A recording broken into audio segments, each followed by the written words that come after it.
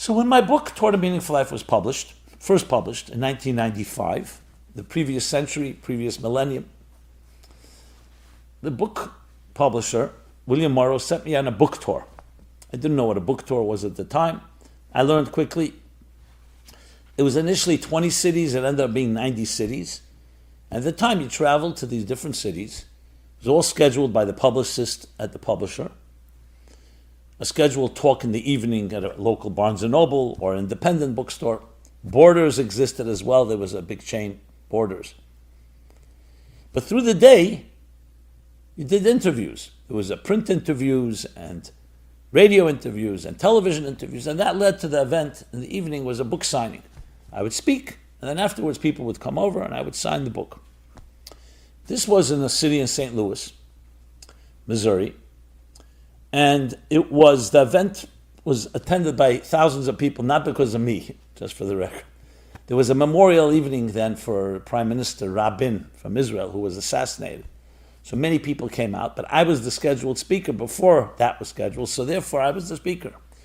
And maybe it was all meant, not God forbid anything negative. The evening was meant for me to meet this person that the story is with. Okay, a line of people after I spoke lined up, I signed books, people spoke with me, shared their email address, different interactions. Come back to New York, and I receive an email. Was it an email or a letter? I don't remember now. From a woman. She writes the following. The words are etched in my memory, so I can repeat it almost verbatim. She writes, I was in the audience during your talk in St. Louis. I got online to see you, but then the line was too long and I chickened out. I got cold feet. So I decided instead to write to you. I am a 47-year-old executive that lives and works in St. Louis, well respected. I have a very powerful position, influential position. My equity is nice, my contacts. I'm considered a success story by all standards. However, beneath the veneer of success lies a woman in shreds. You see, my soul was murdered when I was a young child by the abuse I endured at the hands of my parents and others. And she spells out emotional, psychological, sexual abuse. It destroyed my self-esteem, my sense of self. It was soul murder. But not once, continuous. I loathed myself. And it affected everything in my life. Especially relationships. As I got older, tried to have relationships. I had no trust, not in myself, not in others. Always testing people. Until I destroyed any relationship. So intimacy, relationships were all just simply dysfunctional, if at all. I've tried many types of therapy, she continues. Nothing's really worked. I struggle literally every day, sometimes with suicidal thoughts as well. So what do? I wake up every morning, breathe in, breathe out, and try my best. What does a person like me do? People who have lack of inner control create outer control. So I became super ambitious, super driven, super aggressive, succeed on many levels, somewhat to numb and relieve that existential vacuum within myself. So it doesn't really help, but it works in some temporary fashion. And I've long given up hope. Someone recently gave me a copy of your book, Toward a Meaningful Life. I'm Jewish, but I don't do anything Jewish because my parents, anything they do, I've turned the opposite direction. I think she said they were traditional, or holidays, I'm not sure. But I reject it all. But I was looking at your book, just browsing through it skeptically, and a line jumped out at me. In the chapter on birth, the beginning of the chapter, you have a quote, she writes, birth is God saying you matter. And I read it again. Birth is God saying you matter. Suddenly I felt this like a silver bullet between my eyes.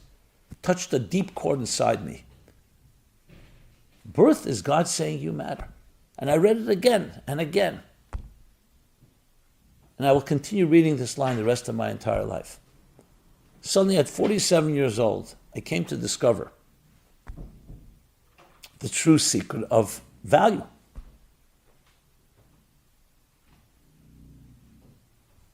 That your value is not based on what other people tell you. That my value is not based on what my parents told me I was worthless in so many different ways. That our value is not based on the fact that for many companies or many people, we're just a statistic on someone's balance sheet. That your value is not based on your looks, on your youth, on your buying power, on your equity, on your productivity. Your value is based on one and only one thing. That you were born. That God gave you life. A vote of confidence that says that no matter what others say, you matter to me. Birth is God saying you matter. So even if there's a day where I didn't produce that much, or I didn't get a compliment, or I wasn't told that I wasn't validated, that value cannot be taken away from me because no one gave it to me. My parents didn't give it to me, so they can't take it from me. And then she concludes, she says, so though I have many years to heal, but now I have my work cut out for me. And this would be eloquent if it weren't under the circumstances, I'm saying. My work is to create bypass surgery, to bypass the infected and toxic arteries that were so polluted by the abuse I endured, and reconnect to that pure moment at birth, where God said, you are my child, you matter, you are indispensable, I love you unconditionally. And then she concludes, thank you for giving me back my life. I remember when I read that letter, I was crying, I was sobbing. Firstly, a woman sharing such a sacred confidence with someone she doesn't know. Second of all, just a life experience, the pain of that. I actually went back to read the book, to read that chapter. Because even though I wrote it, you always want to see it from the perspective, the eyes of the reader. Actually, a book, once you write it, it belongs to the reader, not to you any longer. And I read it through her eyes. And it was, in a way, mind-blowing, more than I ever expected. I wrote back to her, of course, offering my support, my friendship, any way I could help, asking her permission to tell the story, which she gave me without using her name, she said. She didn't want people calling her who have similar stories or want to give her sympathy or comfort. But the story remained with me. We stay in touch, it's years. It remained with me because it left me haunted by that question. Do you think you matter? And I began asking audiences, and I ask you. I've probably asked this question to hundreds of thousands of people, maybe more. Do you think you matter? And I can tell you the reaction. Audiences either giggle, some people a little uncomfortable, or it's like a silly question. Of course I matter. I have plaques on the wall, I have degrees, I have this accomplishment, that accomplishment, I have a family that loves me. We have many reasons why we feel we matter. But let me rephrase the question. If you were never born, would it make a difference to anyone? It's a different type of question. Once we're here, it's called circumstantially we matter. So either we make sure to feel valuable, or we do have loved ones. There are people that validate us and people who consider us invaluable to them and their lives. And you see that, God forbid, when someone dies. You see the loss and people are affected by that person. But that's circumstantial. That's after the fact. That's after you were born. But if you were never born, there'd be no tragedy because no one's expecting you. So is anything on a cosmic level that changes if you're here or you're not here? Again, not after the fact. As a matter of fact, after the fact, as I just mentioned, many of us do whatever we can to feel valued. We'll talk about that in a moment. That's what started percolating inside of me. And I started asking people that question. And many people answer, on that level? I don't know if I matter on a cosmic level. Would it make a difference? 8 billion people on the planet? One more grain of sand on a big beach? Would it make that much of a difference? So some people say, no, I don't think I make that difference. Some say, I'm not sure. What I learned from this woman is something. I always felt I mattered because my parents loved me. I'm the oldest of 5 siblings. So I never asked that question. But is that the reason I matter? And what happens if, God forbid, one day my parents would tell me you're not that valuable, or they reject me? Then my stocks go down, my value goes down. But this woman didn't have that luxury. So sometimes the eclipse of the sun teaches you something you don't learn from the sun itself. She didn't have that luxury. So she came to the real truth through pain, through loss, through a lack. She came to the real truth that your value is not based on others, even parents. They can validate it, they can confirm it, they can nurture it. Just like water, that a gardener waters the garden, nurtures the flowers, but it doesn't create the flower. It nurtures and it creates an environment, a fertile ground for the flower to emerge. She came to the truth that birth is God saying you matter. That the true value comes from your very essence. The mere fact that you exist means that a vote of confidence on the most cosmic level, yes, on a cosmic level, that you matter absolutely, you're indispensable, and has nothing to do with what other people say. Yes, if they validate it, that's great. And it doesn't mean it's an excuse for us not to do anything. But it means your value is not a product of and a result of your actions. On the contrary, because you value yourself on such an essential level, you will do much to actualize and to justify and to say and demonstrate your inner value. That's what I discovered. And that became a driving ethos, a driving force of myself, of the Meaningful Life Center. Meaning in life. That you truly matter, and what you do matters. And it's not optional. Someone tells you, hey, we need you to wake up tomorrow 6 o'clock in the morning. We need a volunteer to come with us to visit some sick people in the hospital. You'll say, do you really need me 6 a.m.? And you'll say, okay, you know what, if you can't make it, if it's optional and arbitrary, you're probably not going to do it. But if someone says to you, hey, we must have you, we need you, you're absolutely necessary, everything changes. Because you feel that sense of urgency, that compelling sense of urgency. So I developed a theory as well, and I've written this to her as well, the woman in St. Louis. I've written and told her, I think that the driving force of ambition for so many people in life, and when they try to find value and worth, whether it's material things or in other excursions or other escapes, or even positive experiences, is because there's a subconscious fear in all of us that maybe we really don't matter after all. So we have to make sure that we do. And we do everything possible to show that our value. Some things could be very beautiful things we do. It can motivate us to build great things. It could also be destructive things we do. Because we're trying to mask or compensate for a lack of inner self-esteem. Some of the most insecure people become very aggressive, and they seem to be secure, but it's just masking and covering up a very deep insecurity, deep low self-esteem, as we know. But ultimately, the only way you're going to really find self-worth is when you discover your soul. And it comes down to a practical exercise that I would like to suggest and have suggested in the past. Every morning, make that declaration. Just like a business can't function without a mission statement, what's your mission statement? That you have a soul that gives you that absolute indispensable value.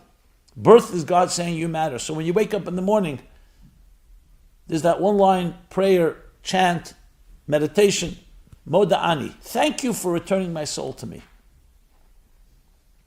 Just that. I mean, there's a fuller statement, but it's short. You can find it in prayer books. But the main thing is the focus, the intention. Thank you for returning my soul to me. What are you saying?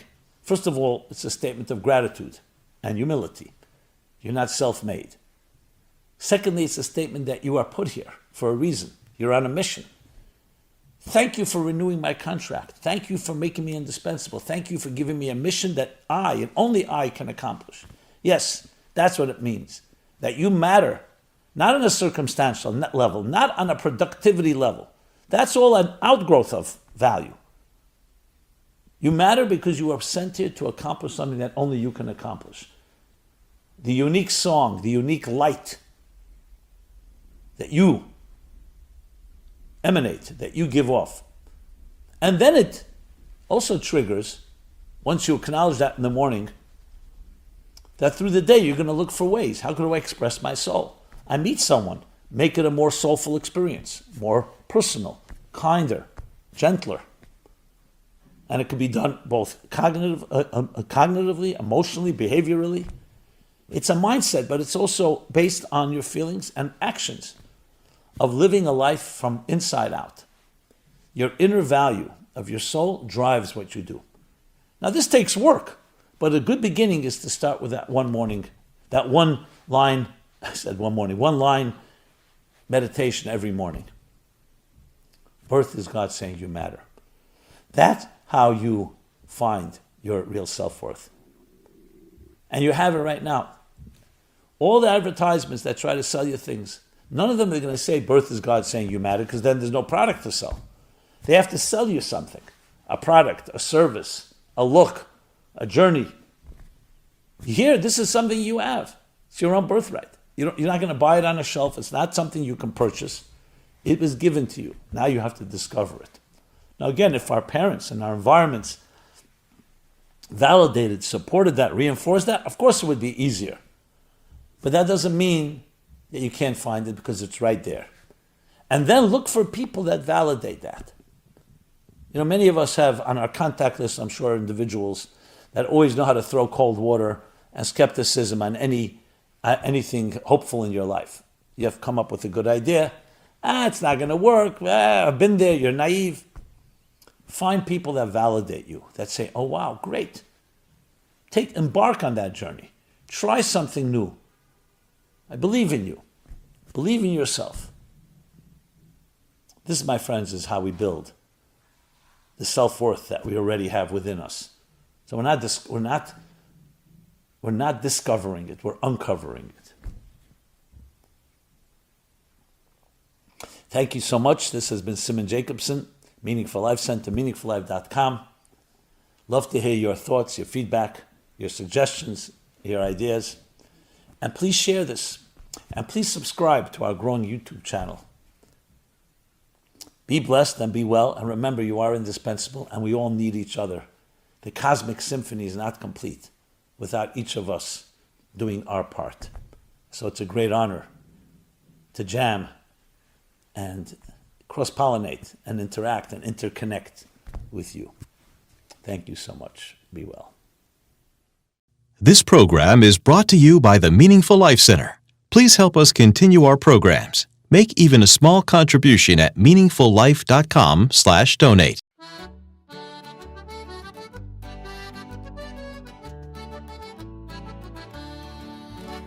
Scattamo stanotte, viri come balla, sutta e fanali chi si scidica. Ballamo stanotte, salta come un'anna, chi pettini di luna in sciolla. Gira musica, gira e non si ferma, come una galla do vento aita. Attira con narina, tamburello e abbacia come sua figliola. Scattamo stanotte, viri come balla, sotto e fanali chi si scidica. Ballamo stanotte, salta come un'anna, chi pettini di luna in sciolla.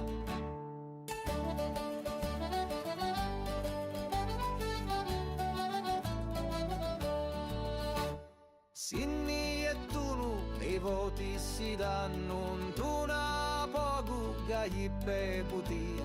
Sinda fettunu, i cappotti russi e si ricordano da notti buona. Scattamo stanotte, vini come balla, sotto e fanali chi si scidica. Ballamo stanotte, salta come un'anna, chi pettini di luna in sciolla.